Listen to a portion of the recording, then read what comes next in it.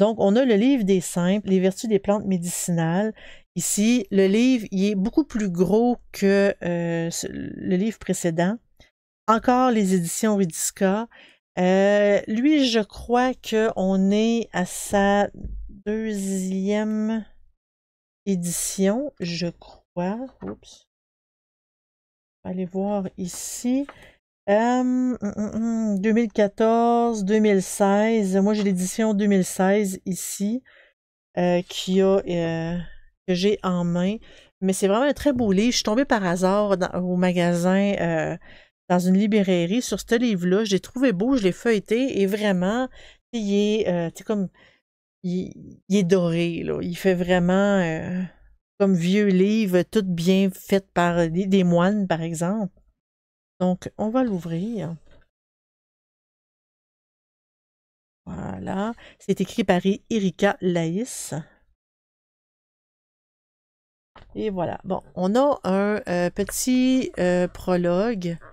Je vais juste... Ah, c'est bon. Avec le sommaire de tout ce que ça contient. Vous allez voir, il y a beaucoup en fait, il y a beaucoup d'informations, mais pas le même type d'informations que le livre précédent qu'on a vu. Ici, on a vraiment le sommaire de tout, ce qu'on va voir dans le livre. On va faire le suivi, avant-propos. Ici, on a une histoire des simples avec, comme au niveau médiéval, où est-ce que ça en est venu, comment, est-ce que c'est simple de cultiver des simples, petit jeu de mots. La pratique des simples, c'est les propriétés médicinales de la plante, comment qu'elle se manifeste et tout. On a vraiment ici beaucoup d'informations. Et là, on commence vraiment en partant avec les simples en tant que tels. Ici, on a l'absinthe, on a son petit nom, un peu de description ici. Donnez-moi juste 30 secondes, il faut que j'éternue. Merci. Donc, il y a un petit peu d'informations ici, je vais vous le lire. Déjà mentionné dans la Bible, l'absinthe est connue depuis plus de 2000 ans. C'est lu des fois certains polices de caractère sont difficiles à lire un peu. C'est Lucrèce et Virgile, deux poètes romains du 1er siècle avant Jésus-Christ, évoquent son amertume et Lucrèce indique même ses propriétés vermifuges. Coïncidence, le nom d'armoise dérive d'Artémis, la déesse grecque de la lune. Or, l'action de la lune sur les vers est également notée de longue date. Ah. Donc, dans le livre, on a vraiment la famille, les autres noms, armoise, absinthe, herbe sainte, herbe au vert. On a même les noms allemands.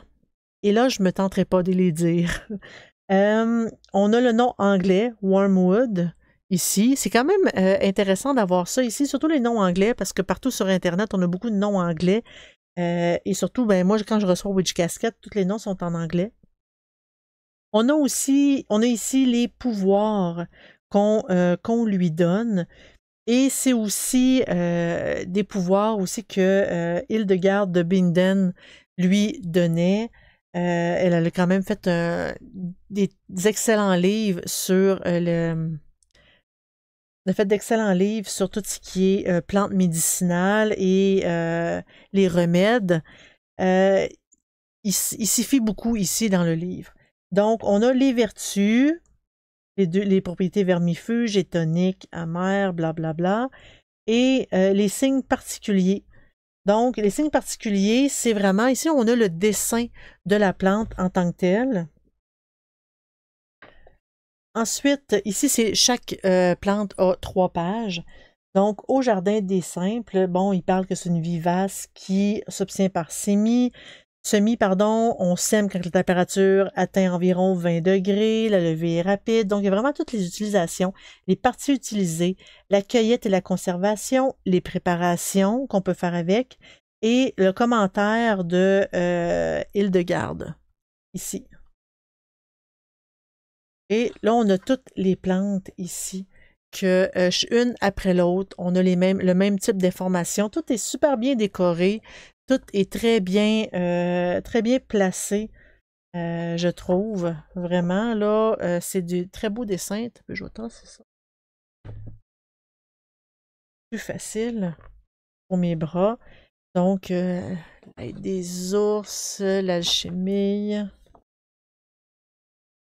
Ça, je suis même pas sûre de ce que c'est. L'Alkekenj.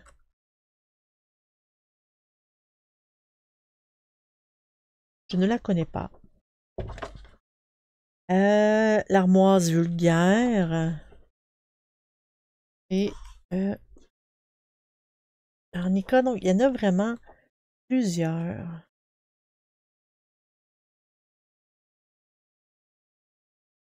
Voilà, il y a quand même, c'est très, très, très coloré, très joli à voir.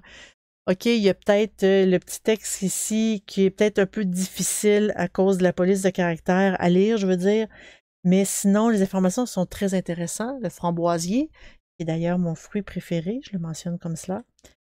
Il y a vraiment beaucoup d'informations ici. Puis là, j'ai cru voir passer, moins que je l'ai imaginé. Oups, là, j'ai dû l'imaginer dedans. J'avais cru voir un tableau. Ah, ici. Ici, regarde, les préparations. Puis on peut se faire une tisane anti-acné.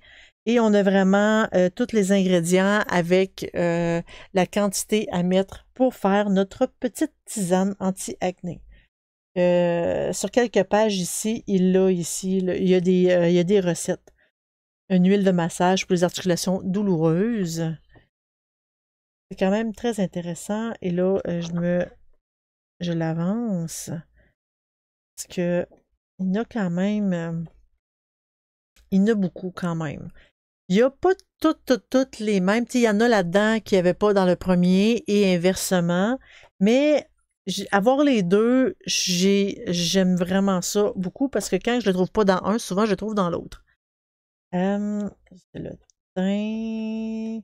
Puis tout est en ordre alphabétique comme que on peut le constater. Il y a d'autres tisanes, des sirops antitoussifs. Les annexes. Ici, il y a plus d'annexes que dans le livre précédent. Et les annexes, il y a quand même beaucoup d'informations intéressantes. Ici, on a les personnages célèbres qui étaient plus pour justement la médecine, pour les guérisseurs, des personnes qui ont fait beaucoup pour cultiver des plantes médicinales et toutes les recettes liées. Donc, on est Hippocrate, il y a même Charlemagne, qui a rassemblé autour de lui les meilleurs savants de l'époque. Puis il a donné des terres aux différents monastères pour cultiver des plantes médicinales et légumières pour soigner les malades.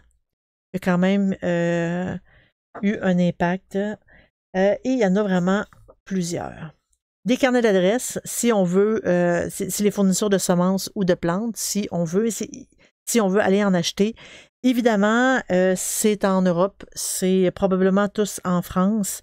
Donc, pour vous, tant mieux pour vous. Sinon, au Québec, je crois qu'on peut en trouver un petit peu partout là, dans les magasins spécialisés. On a la bibliographie, si on veut lire plus approfondi sur différents sujets. Le glossaire, encore là, s'il y a des termes que vous ne comprenez pas, c'est bien expliqué ici. Le nom vernaculaire ou nom savant, fait qu'on a le nom avec son petit nom savant, si on veut les apprendre pour avoir l'air un petit peu plus connaissant. Ils sont tous écrits ici. Et là, on a l'index. Puis là, cet index-là, je l'apprécie particulièrement. Pourquoi? Parce qu'il n'y a pas seulement l'index de toutes les plantes, les herbes et tout. Il y a l'index aussi de tous les mots en anglais, les mots latins. Donc, si on entend une plante, c'est comme un simple en anglais, on peut la chercher dans l'index en anglais pour pouvoir savoir c'est lequel. Je vais vous donner un exemple assez facile. Ici, on a le Isopt. On a ici, garde 71, 82, 84. L'Isop officinal, 82. Isop, qui est en anglais, 82. Isopus officinalis, pardon, 82 aussi. On a vraiment toutes les termes. Là, c'est sûr que lui, c'est facile parce que ça ressemble beaucoup, mais il y a certains mots qui ne se ressemblent pas du tout. Donc, on a vraiment tous les termes ici. Très intéressant. La bibliographie de l'auteur, elle a écrit plusieurs types de livres. Donc, on a vraiment tous les livres ici, si vous voulez les chercher. Et voilà. Ça complète le second livre que je voulais vous présenter. Et voilà.